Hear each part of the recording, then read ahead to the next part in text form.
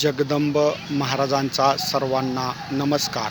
देव एक आहे हे आध्यात्मिक अज्ञान आहे. आपल्या हिंदू धर्मग्रंथानुसार श्रेष्ठत्वावरून देवी देवतांमध्ये मतभेद आहेत हे अंतिम सत्य आहे. एक वेळ श्रेष्ठत्वावरून ब्रह्मदेव आणि महाविष्णू यांच्यामध्ये भांडण झालं होतं.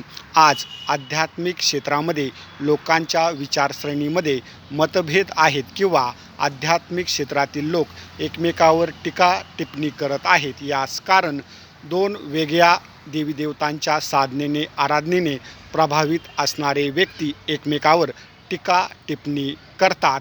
आज महाराष्ट्रामध्ये जे लोक रामकृष्ण हरी मंत्र उच्चारतात हे लोक महाविष्णू श्रीकृष्ण यांना श्रेष्ठ मानतात. मी आई जगदंबेचा भक्त आहे.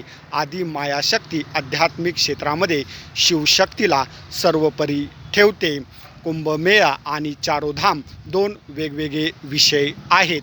हे सत्य मी एवढ्यासाठी सांगत आहे, जर तुम्हाला आध्यात्मिक क्षेत्रामधील एखादा व्यक्ती देव एक आहे असं सांगत असेल तर त्याच्यापाशी अध्यात्माची समज नाही आहे. आज महाराष्ट्रातील जनतेला आध्यात्मिक सत्य समजलं पाहिजे. मी काही देवी देवतांच्या ऊर्जेविषयी टीका टिप्पणी करत असेल, त्यांना नावं ठेवत असेल तर मी फक्त त्या देवी देवतांच्या ऊर्जेचं कर्म आणि आचरण लोकांना सांगत आहे. हे सत्य मी महाराष्ट्रातील जनतेला एवढ्यासाठी सांगत आहे की आज कित्येक लोकांना साधना आराधना करूनसुद्धा त्रासाला सामोरे जावं लागत आहे.